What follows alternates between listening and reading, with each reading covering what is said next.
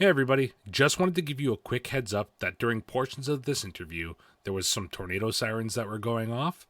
We've cut around them as best as possible, but they're still there in some parts. So you might hear those from time to time, but this interview is amazing, so please enjoy.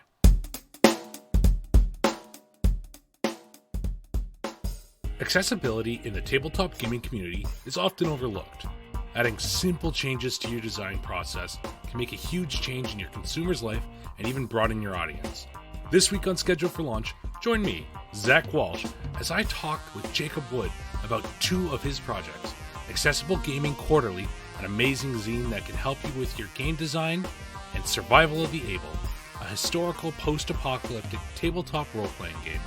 Set during the height of the Black Death, you and your friends must survive as a unit, facing undead, ablism, and your own limitations.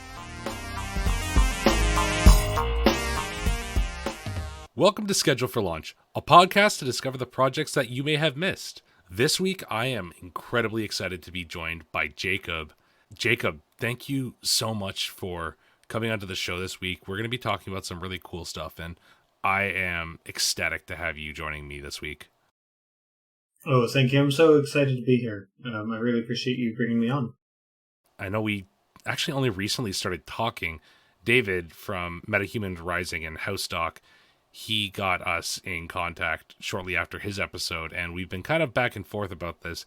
I just want to on-air publicly apologize for how terrible I am at emailing back. It's fine. I'm pretty bad at it myself. So, yeah, I do a lot of emails for work, so I'm horrible at responding sometimes too. But I always make sure I prioritize things that are coming up right away, so I'll make sure that I get back to anybody who needs to reach out to me. I try my best, but I'm not great at it.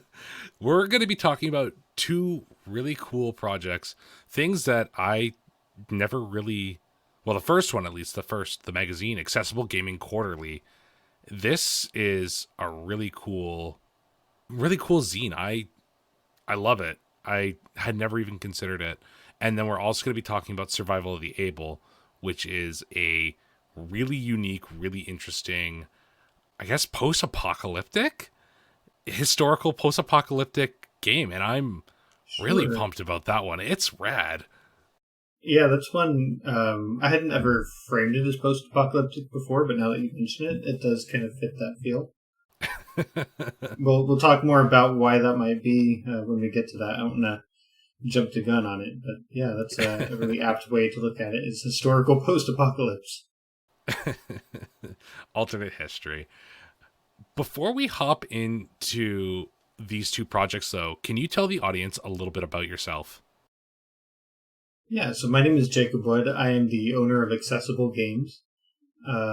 I started my company about 12 years ago, and initially I just wanted to review board games and role-playing games with an eye on accessibility, because I personally am legally blind, and I find that it is very difficult to play certain games that I really love without either a lot of accommodations or without modifying things pretty heavily.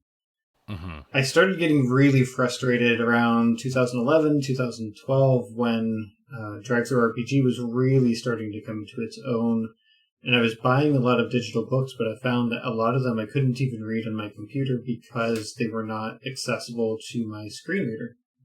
Oh. The screen reader is a type of software that will take text on the screen and read it aloud to you, which is where it gets its name.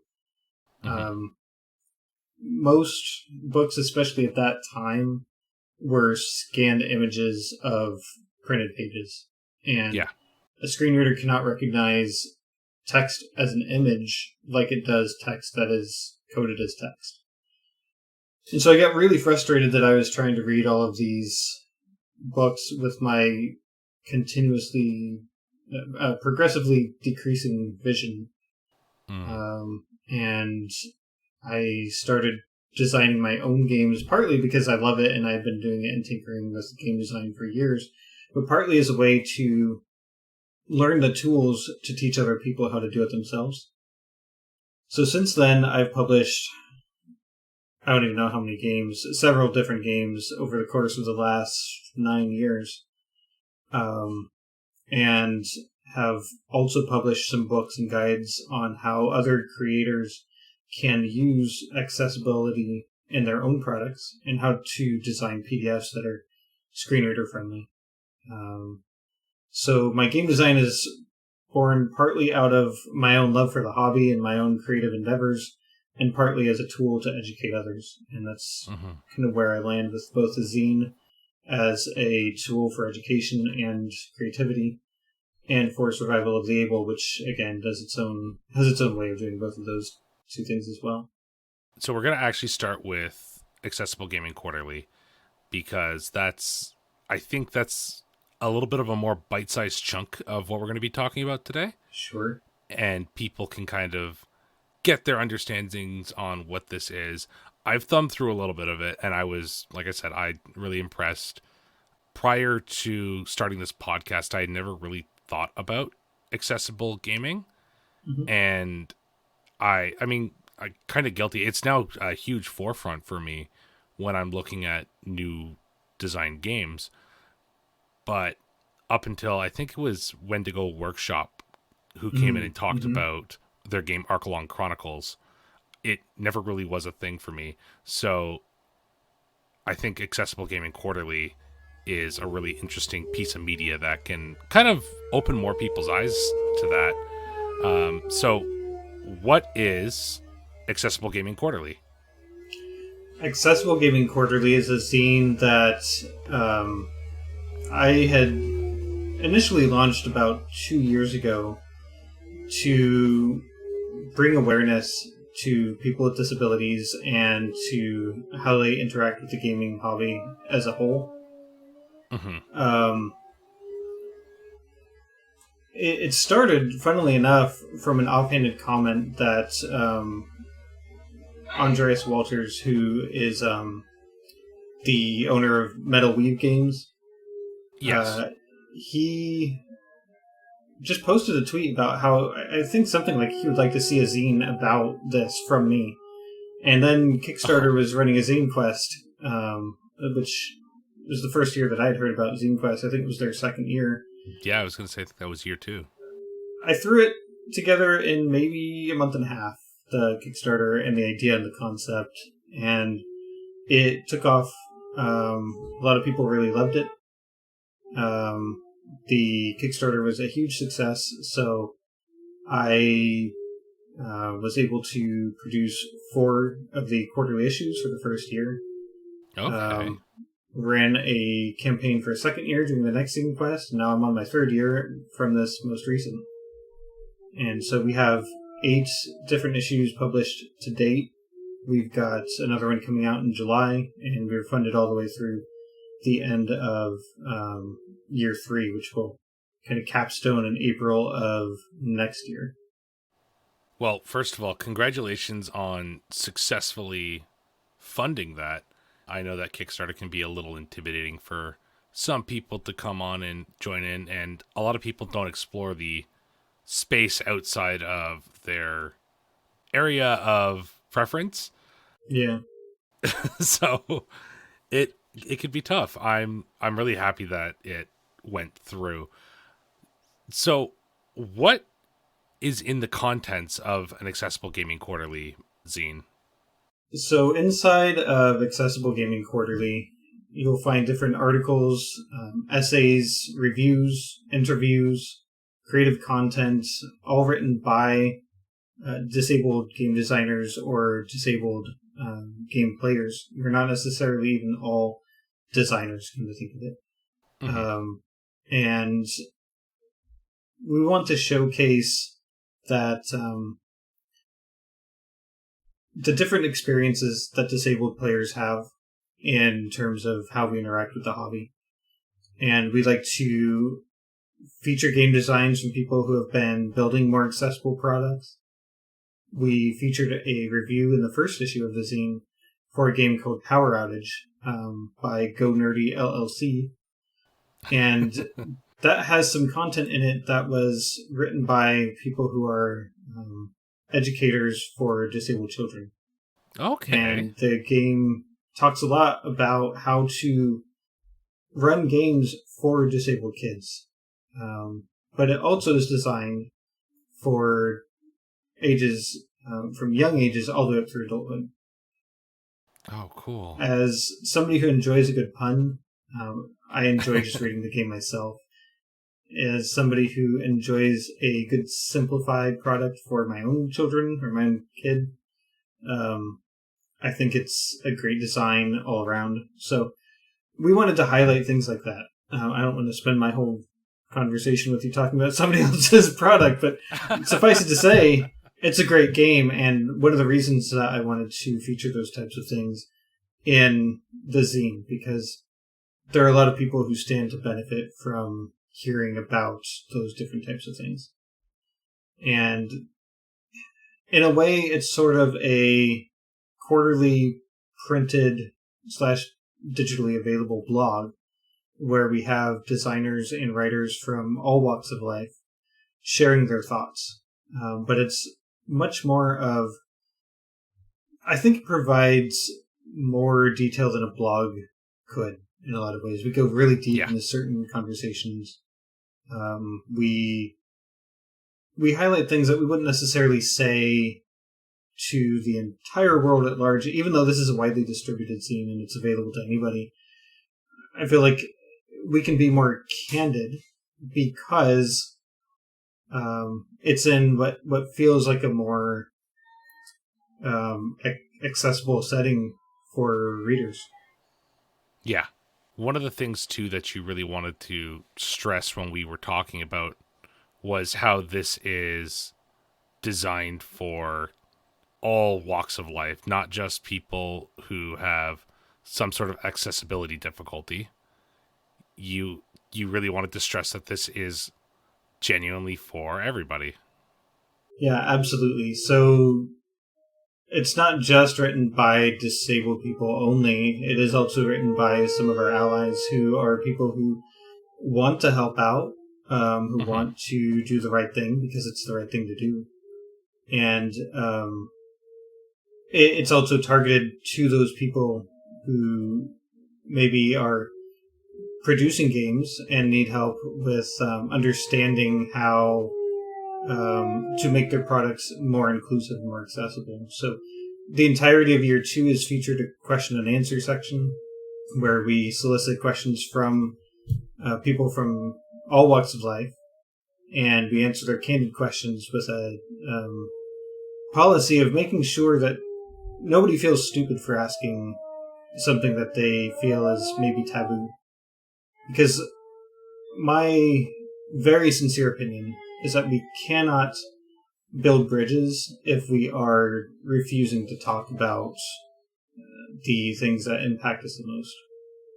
You absolutely have to gain buy-in from people to have a good conversation with them, and to do that you have to not judge them for asking questions. If people come to you with sincerity, then you need to answer them with sincerity, and that's what this scene has been all about. It's really making sure that everything is available and nothing is off the table. Yeah, and I think that's one of the things that a lot of people can learn from. This is a very good place to improve your own game design if this is stuff that you haven't, like me, thought about. For instance, something that I'd really like to do, I'm not sure I'd go about it right now, is make a slightly more accessible version of this podcast. Got to work on that transcript part, but we'll figure it out eventually. But yeah, I really like the idea of Accessible Gaming Quarterly. I'm glad that it's got its third year of funding, and I'm really excited to see where it goes. Yeah, thank you. I'm super excited to see the next year of it. Yeah, I think it's only going to grow more and more. But let's get into what I'm really excited about to talk about this. Not that I wasn't excited about Accessible Gaming Quarterly. However, I really love Survival of the Able. Can you tell the audience a little bit about this game? Yeah, so Survival of the Able is a apparently post-apocalyptic historical RPG that features disabled characters working together to overcome a zombie plague. The game is set in the year 1347 in Western Europe, which is not coincidentally the time of the Black Plague. So we have plague victims who are rising again as zombies.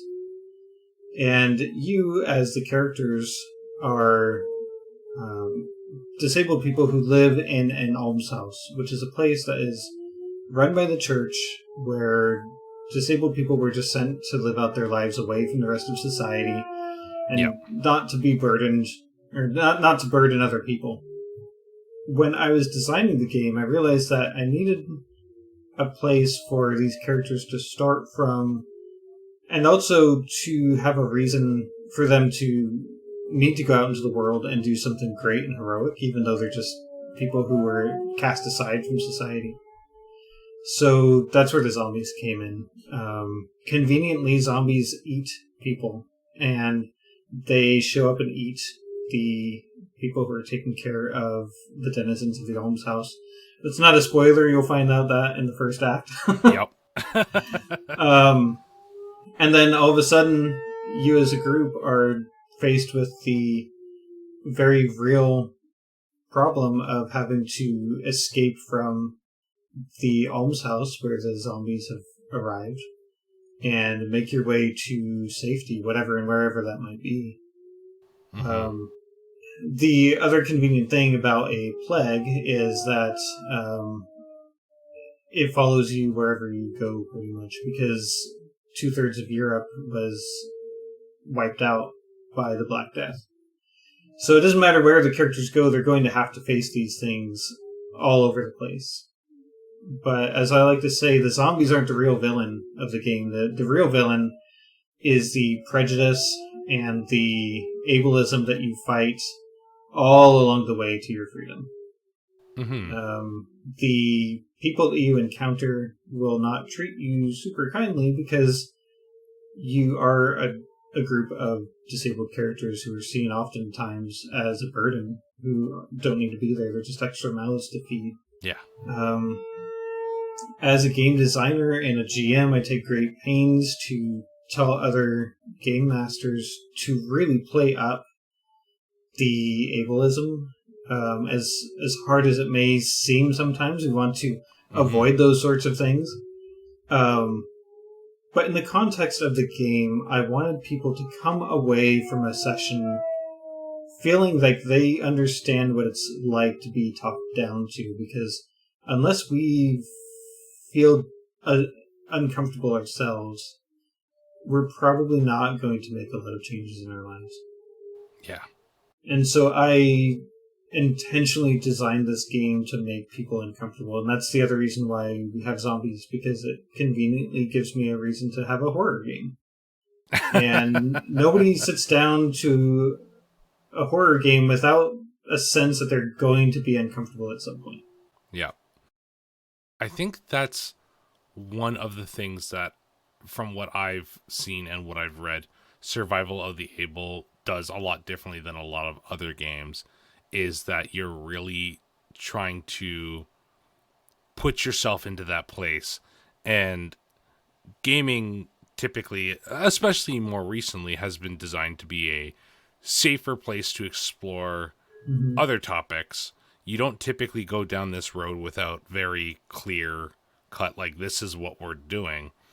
So seeing a game where this is the core of it is super interesting, especially when we're talking about that these characters they're just people. They're not superhumans. Right. Yeah, that is yet another one of those reasons why I went with a survival horror type of game. You know, it's never actually been my genre of choice in terms of playing, but it really nailed all of the things that I was trying to accomplish with a game about disabled characters. I wanted to get away from this concept of the super kimp. People like Daredevil who, you know, they're disabled, quote unquote. But they have all of these superpowers to offset any disability that they might have. So it really doesn't come into play. There are a lot of games that use hindrances or flaws or drawbacks as a way to show that a character has a disability, and then they get all these superpowers and all of this super tech to treat it as if it was nothing. And that disability just ends up being extra points to put into something else. Yeah. So I specifically designed this game to make sure that didn't happen. There is no buying off your disability, and you're not a hero. There is no modern technology to fall back on. Yeah. We don't have civil rights laws. We don't have the Americans with Disabilities Act. We don't even have the modern concept of sign language. This predates all of that. So we have things that will make a person feel like they don't have another option except their own ingenuity. And what I've seen from playtesting is that people are very ingenious when they need to be. When they don't have super cool spy gadgets or magic to fall back on, they come up with creative solutions to mobility problems. Things that may not work long term for a real life person, but make a lot of sense in game. And it gets people thinking along the lines of, how would I adapt to this situation when I don't have a helping hand? And everybody who's played the game has come away from it with nothing but positive things to say about the experience. So I feel, from a game designer's perspective, like I've done something right. That's huge, yeah. And I think you had mentioned kind of when people are put in these situations. I think something that, and I haven't run this game before, but something that I feel like is a huge point for this game is, without saying you need to rely on the other party members, you need to rely on the other party members. So I feel like this is a really good game to get cooperation between players. Oh, yeah. Yeah, this is definitely a teamwork kind of game. You can't go it alone. And ironically enough, when I initially launched the first Kickstarter for this game back in 2019, I had been doing it alone. I had launched the game. I didn't have a big tribe behind me. I didn't have collaborators. And I think I only raised maybe $2,500 or so out of an $8,000 goal. Oh, wow. It was a huge flop. My only unsuccessful Kickstarter to date was this very game that we're talking about now. Wow. But then Todd Crapper, my layout artist, and also a good friend of mine, he approached me and said, "Hey, let's do this again, but we'll team up on it." And so we started working on it, and then in March of 2020, a little thing happened around the world that made it kind of bad timing to launch a game about a plague. Oh, so yeah. we backburnered that for a couple of years. So Todd and I decided finally in 2021 that it was time to relaunch the game, and we were working together as a team now. And I brought in a team of artists. I had some people who had been writing for Accessible Gaming Quarterly at this point, who I could lean on for their support. And funny enough, that's where the whole teamwork aspect really came into its own and became part of what the game was about. I mean, it was already disabled characters, and as a game, you are already playing as kind of a team, but there's no point in this game where you would really see somebody want to go off and just be the hero without some really good reason for it. Nobody is working alone. Everybody is going to do what they need to together to overcome obstacles, because maybe one person can't see and another person can't hear, and another person has serious mobility issues. So a lot of times what we'll see is the blind character who is physically fit will take the lead on exploration. And you wouldn't necessarily expect a blind person to be the one doing that, but they're the ones who are strong enough to handle it. Yeah. I love how we get creative solutions to problems that that would otherwise seem insurmountable for a lot of people. And from every single playtest session that I've had of the game, I've never once seen somebody just be like, I'm just going to go do this thing. We don't have the lone hero or the rogue who wants to go slink off into a corner. Yeah. And I've never explicitly said that to any party. They just they come to that themselves just by embodying these characters and playing them. That's great. I think, too, that what really lends itself to that system is how you've built out skills, specifically using the fudge system, I believe it is, and traits. Yeah, so I took the fudge system, which is my absolute all-time favorite, blended in a little bit of fate, and just completely rewrote everything to make it my own. For people who are not familiar with fudge, it uses something called the trait ladder to describe character traits on a level of anywhere from something like poor, which would be a -3, to maybe fantastic, which would be a +5. And you can describe your attributes with either adjectives, poor or fantastic, or numbers, -3 to +5. And without the original game designer, Stefan O'Sullivan, ever even considering this as a reason for building the game the way he did, it is the most accessible game by itself that I've ever encountered. Really? I've played with a lot of people who are not very strong with math.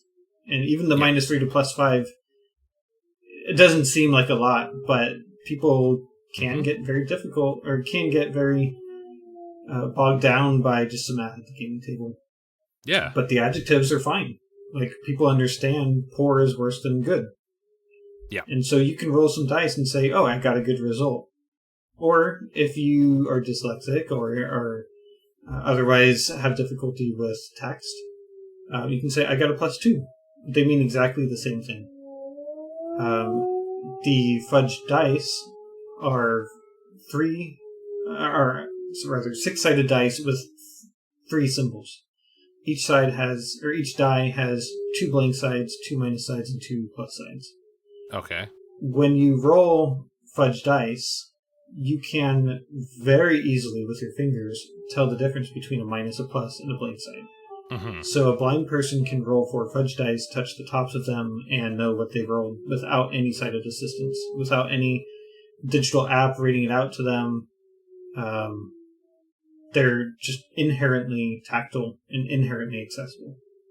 And again, I don't think that was ever Stefan O'Sullivan's intention, but it worked.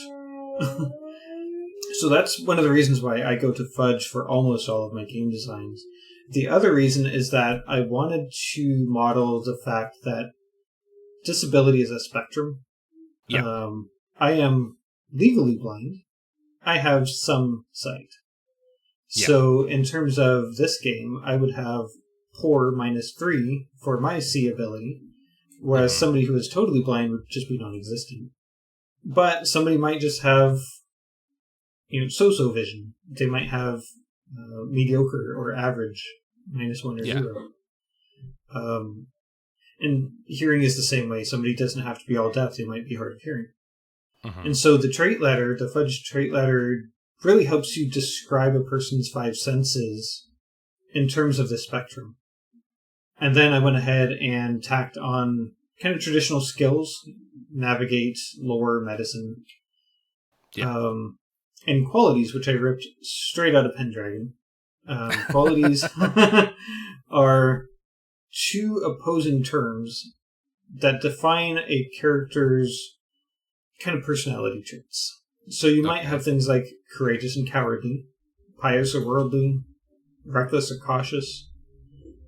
A person can have a sliding scale on those from -3 to +3, but they can never have -3 cowardly and -3 courageous, because those are 2 opposing qualities. Yeah. So if you're +1 in courage, or if you're +1 in courageous, you're -1 cowardly. These different qualities are to represent how your character views the world and gives you a sense of what types of actions you might take. But they never define who you are in black and white terms. It's just as much of a spectrum. And so if you really feel like you are in a situation where you need to be courageous, but you maybe are cowardly, you can roll a courage check at your -2. And if you fail, we give you the option to take some stress damage to ignore the result of your quality roll and do that thing anyway, to represent breaking out of your comfort zone. So maybe I am not courageous, but I need to be right this moment. It is a matter of life or death. But it's stressful for me to take on that sort of courage. So that's where those types of different things come into play. And then finally we have what I call anxieties and assurances, which are further character traits that test your qualities from time to time. It might be something like whenever you have more of something than you need, but refuse to give it to somebody else, you can make a selfish check. And if you succeed at this selfish check, you recover some stress because you got to keep that thing. It was all yours. You didn't have to share. Haha. And that makes you feel good about yourself somehow. Yeah, sometimes. Or, if you are generous, on the other hand, maybe you have very little of something that you decide to share with somebody else because they need it more than you. That can make you feel less stressed because you feel good about yourself for doing what was right. Mm-hmm. And so these anxieties and assurances are things that make you either feel more stressed or recover your stress and they really help kind of define who your character is on a more personal level. So that's the whole kind of roundabout on the character sheet. Nothing in the entire game has to do with special powers because, again, you are ordinary heroes. In fact, you're just ordinary people who aren't even necessarily doing heroic things. You're just trying to survive. Yeah. The final thing that I'm really proud of in terms of the abilities in the game is the actor-react skill. So with the actor-react skill, it's designed to further drive home that you're not a hero. You've probably never been in a fight in your life. It's to represent your ability to just act and or react to the situation at hand. And we'll use that when fighting zombies. You might pick up a pitchfork and try to swing it at them. But with no real skill in weapons, you're really just acting like any other person with a pitchfork and a zombie would act. Yeah.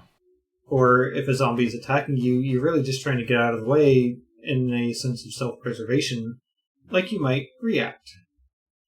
So that is, again, one of my favorite parts of the game design in terms of just the mechanics of the game. I feel like it has tailored the experience really to what I wanted it to be, which is to say a game about ordinary people doing ordinary things and maybe encountering some really extraordinary circumstances. Yeah. That sort of circumstance would be basically the exact same situation as if like somebody broke into my room right now and attacked me. Like I would probably be reacting to that. Exactly. There were a couple of things that were on the Kickstarter. By the way, audience, go look at the Kickstarter. I know it's done, but the trailer, I was telling Jacob about this earlier. The trailer for Survival of the Able is so good. It's so good. I love it. There were a couple of little things that were talked about on the Kickstarter that I personally hadn't heard of. One of them being vision layers, and this was for the game. I don't know what that is. Could you tell me what vision layers are and maybe how they work? Yeah, for sure. So one of the things that I mentioned earlier was that I got into game design partly to teach other publishers how to make more accessible products. I published a guide to Adobe InDesign a while ago called The Accessible Guide to RPG Layout. And one of the things that I teach is putting everything on its own PDF layer to be able to toggle things on and off. Like, get rid of that parchment background. Nobody should be using parchment backgrounds anyway, but if you really have to, put it on its own layer so somebody can turn it off. And now somebody with a visual impairment or, heck, just a reading disability can get rid of it and it won't be a distraction. Oh. You can turn off images and get those out of the way so that they're not distracting. So Todd Crapper, who has been doing layout for me for a long time, he does layout for Accessible Gaming Quarterly. He took that a step further and created what he calls vision layers. And this is just an implementation of layered PDFs that also adds extra layers of text. So you might have a standard font layer or a dyslexic-friendly font layer, and you can turn those on and off as necessary, all in one PDF. You might have a colorblind filter that turns your colored art into black and white art. So all of this can be done using the layers with Adobe InDesign. You can toggle things. You can put everything on its own separate layer, and then in a PDF using Adobe Acrobat, you can toggle them on and off. So people with various vision needs can choose the format that works best for them. Todd ran a Kickstarter for vision layers to be able to convert a bunch of additional products. So he has like Time Watch from Hovering Press, Capers from Nerdburger Games. He's got a whole lot of different games that he is going to be converting and retrofitting to vision layers. Survival of the Able is going to be produced with vision layers. And it's really, really cool. Yeah. Just the implementation of it is spectacular. The other thing that we're doing, because we are producing this in, I think, 3 different font options, we decided to take that a step further and do print products that you can get in those different font options. I think altogether we're going to have 12 different print SKUs. Wow. Because we found that you can easily turn these things on and off in a PDF, but in the print product, you have to create different versions for each. So this is how many different PDFs we would have if we separated out all of those different options. And we're going to do that in print. It's going to be an ambitious project, but we're going to make it happen.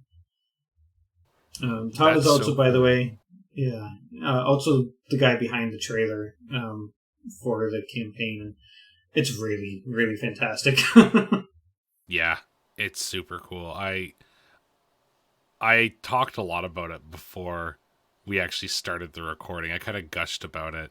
And if you're a bit of like an audiophile like I am and love really good atmospheric setup and storytelling in like a really simple way, it catches it perfectly. Like, I knew exactly what was going on based on like the sounds, the narration's on point. I can't. He killed it. He did such a good job. He really did. And it got me immediately invested into this.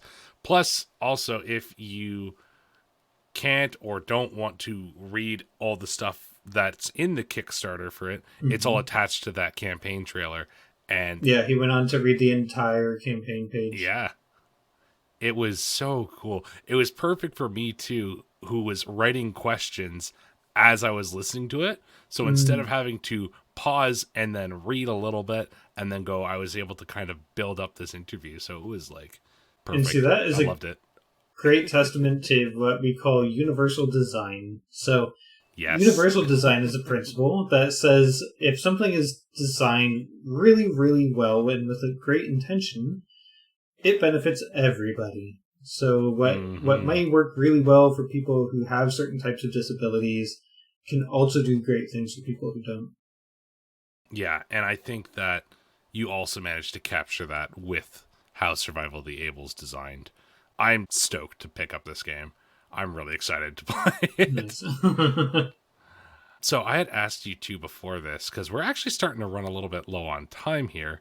Sure. We've been going for well, we've been recording for about 50 minutes, but that tornado is a little yeah. threatening, so we're going to have to chop some. You have done a number of Kickstarters. You mentioned that yourself. Yeah. For those who aren't experienced with Kickstarter, could you tell us a little bit about your experience with it and some of the things you may have learned over your course of working with them?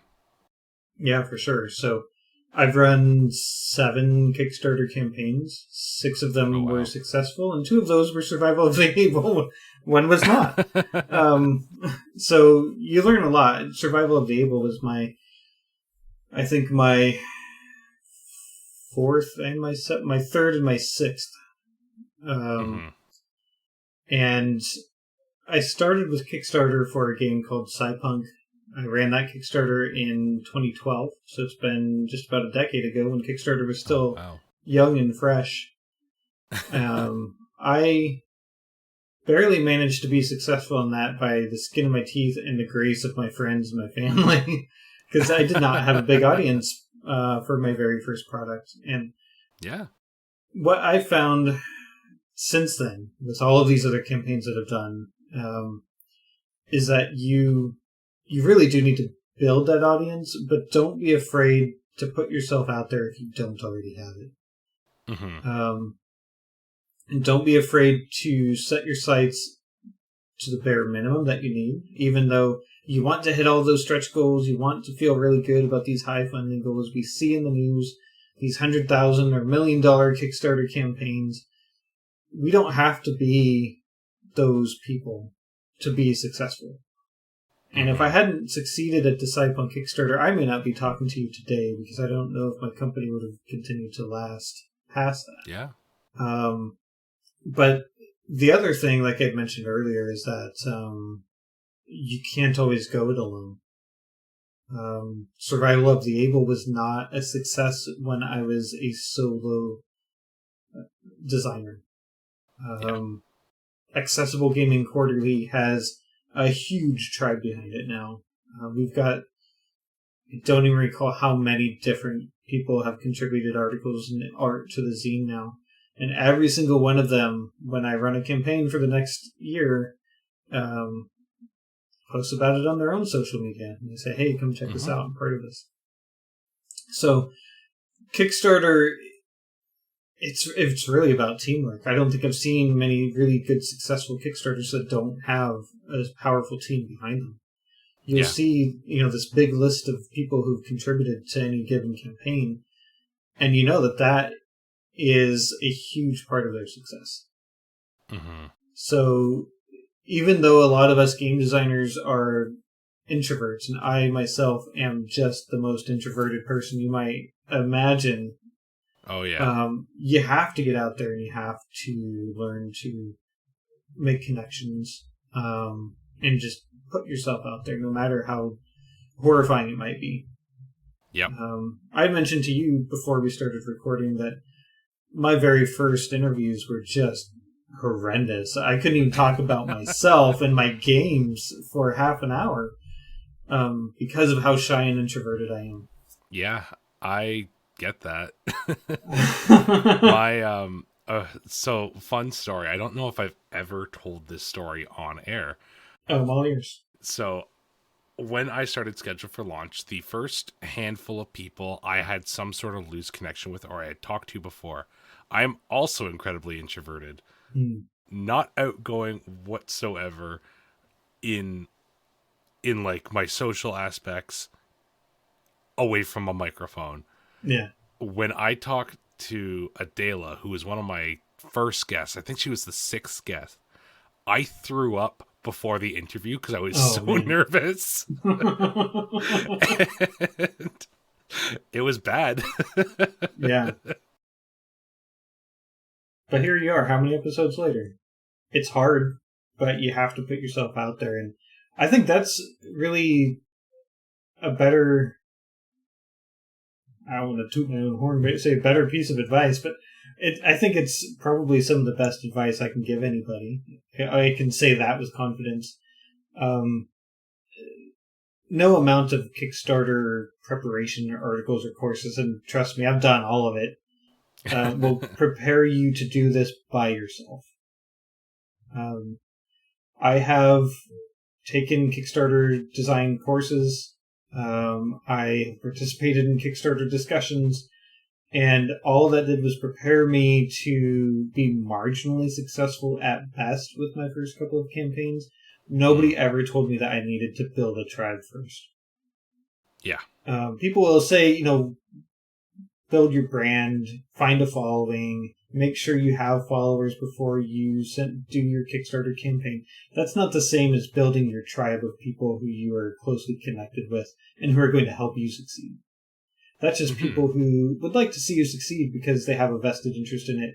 They want to see your game, right? Yeah. That's cool. That's good. You need those people.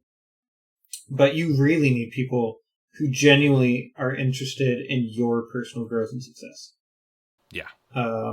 Anybody who's an naysayer can go screw themselves. They don't need to be in your Kickstarter campaign in your life. What you need is people who are not just cheerleaders, because we want people who can tell you when you're doing something wrong too. And you need to be open to being wrong, and you need to be open to accepting feedback. That was one of the other hard lessons as somebody who never used to be really great at accepting feedback. I always felt like I knew what I was doing. But learning from others, learning from their mistakes, learning from your own mistakes, those things are more important to me than any amount of marketing that you can possibly do for your game. Yeah. I think that's a great little chunk of advice, just in general, especially like in regards to Kickstarter. Yeah. Jacob, as somebody who's worked with adding accessibility into their games and such, and this is something I kind of want to see more in other games, what are some simple things that new designers can do to make their games more accessible for other people? Some really basic things are to, and I'm not even going to focus on just the PDF design of it right now, because that's kind of a layout designer's job. But to make sure that when you approach a topic or a concept, you think about how other people are going to interact with it at the table. And I know that seems like stupid advice, because aren't we always doing that when we're building our games, right? But there is good math in a game, like building characters in Pathfinder that can take a lot of work. A lot of math goes into a Pathfinder character or Rollmaster character. Yes, it does. And then there's bad math in the game, which is doing division at the table while you're rolling dice. Simplify the die mechanics to a point where all you need to do is roll and add what you have on your character sheet.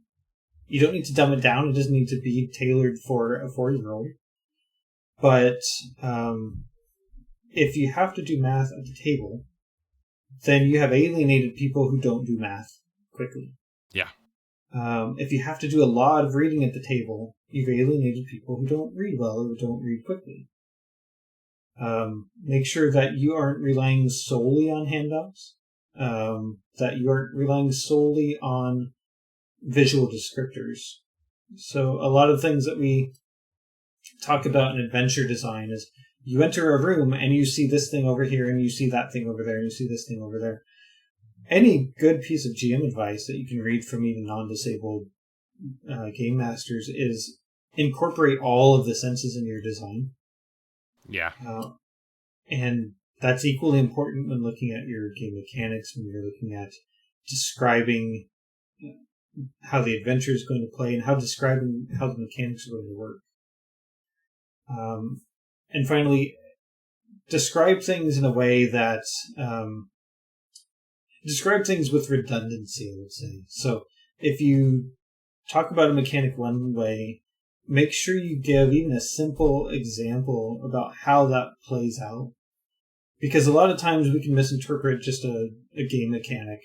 But an example will show us how the designer actually intends it to be played. And that by itself will help people, disabled and not, understand how to interact with your game. Yeah. So those are some of the things that I think I would start with. And then find a layout artist who is either competent or willing to learn how to design a book that is screen reader friendly or accessible to everybody. Check out my guide to RPG layout if you have questions about it. It's a shameless plug there. Oh, trust me, we're going to get to the shameless plugs in a second. I know that I've asked you for 2 different sets of advice there, but I always ask this question at the end of every episode. But what advice can you give to someone looking to design their own game and they have no idea where to begin? The first thing that I would recommend would be to throw away everything that you just found on Google when you were searching how to design games, because most of it is trash advice. And not to put down anybody in particular, but I started writing my own advice articles because I wasn't getting the type of advice that I wanted. I was getting a lot of, well, you just have to do it. You just have to practice. You just have to learn. What you really need to find is somebody who is willing to put forth the effort to teach you what they know. If that means finding a mentor, find a mentor. I've had several. Aloy Lasanta from Third Eye Games, Todd Crapper, John Four from Role Playing Tips. I reached out to all of those people on an individual level, and I've had conversations at length with all of them. And I wouldn't be where I am today without their knowledge. You can't learn to design a game in a vacuum, and generally you can't get really good advice from a game design panel, no matter how good some of the panelists might be. It goes back to that teamwork, finding people who are willing to work with you and be your cheerleaders. Don't hesitate to reach out to another game designer. This is a small hobby. You don't have to go to Monty Cook and say, hey, will you teach me something? But you can go to somebody like Aloy Lasanta and be like, hey, will you teach me something? When I very first started out, I felt like Aloy and Third Eye Games were way above my level. How would somebody like him ever talk to me? Yep. But I reached out to him, and we have been good friends ever since. People in the indie scene are super approachable. So break out of your shell. Just go talk to somebody. We love to talk about ourselves. Yep. Even the introverts among us. If you've been doing this long enough, we love to talk about ourselves and our games, and we love to share that advice with other people. Fred Hicks's Evil Hat blog, he had a long-running column called Deadly Fredly where he shared everything he knows. He shared all of the numbers about his sales. Aloy was doing that for a while. Find that type of really nitty-gritty design advice. And then when you have a question about something, you know who to talk to. And if you're listening to this and you're looking for more people, hit that episode list, and literally every single one of those people there has definitely answered questions or is more than willing to answer questions that you got. Yeah, it's great. Jacob, it has been amazing to have you on. I've learned so much about both Accessible Gaming Quarterly and Survival of the Able, and just I've learned a lot of new things. So first of all, thank you for that. Thank you for having me. Oh, it was my pleasure. Where can people find more about you and all of your work? My website is www.accessiblegames.biz. It's .biz. You can also find me on Twitter @accessiblegames. I'm much more rarely on Facebook. Facebook.com/accessiblegamesbiz. I think Twitter is where I'm most active. And of course on my blog and my website. I've got a lot of game design articles. I did a whole series, not just about layout design, but about Kickstarter publishing. I called that series Game Publishing Lessons. And I have another series of blog articles written by different professionals in the gaming industry. So I reached out to editors, layout artists, writers, art directors, and I had them all write guest posts from their perspective about the jobs that they do within the gaming industry, so that we can show other people how to do what we're doing. And that's all on my website at accessiblegames.biz. So it's more than just a resource for me to promote my own stuff, even though the front page looks more and more like that recently. But if you look in the back catalog, there's a lot of really in-depth publisher advice there as well. And of course, all of my games are listed there, so you can check out all the other things that we've done and haven't even talked about. There's a number of them, and I'm very excited to dig through them deeper.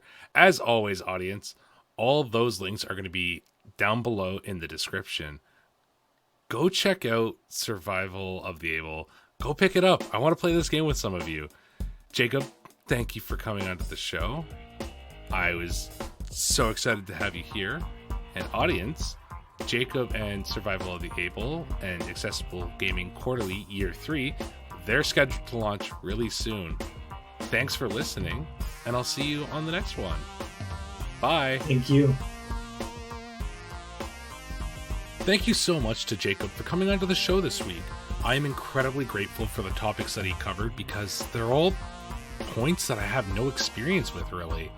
I'm also really glad that the tornado that those sirens were screeching about didn't sweep him up mid-conversation, as I doubt I would have ever recovered from that. If you look down in the description below, Jacob has also really kindly offered all listeners of Schedule for Launch a free copy of Accessible Gaming Quarterly Volume 1, so go grab that. Please go check out Accessible Gaming Quarterly and Survival of the Able. Both are such unique products that I cannot sing them enough praise. Links for those are down below. Check them out. I know you're going to love them. And thank you for listening, audience. I know that I've had some spotty uploading recently, but just know that I've done a bunch of recording, so we'll be back to some consistency for a while. If you like the show and you want to hear more, why not give it a review on Apple Podcasts or Spotify? Or better yet, just tell a friend. Word of mouth is the best way for us to continue to grow here, and we've seen a lot of that recently. Also, let me know what you're working on. I've gotten some really cool stories from people, and things that are coming out, I want to hear more. Give me more. Next week, we have 2 amazing guests on to give us a bit of an invitation to something that they're planning. Weston, Vivian, and I, we can't wait to chat with you next week, so we'll see you then. Till then, though, take care of yourselves, and bye.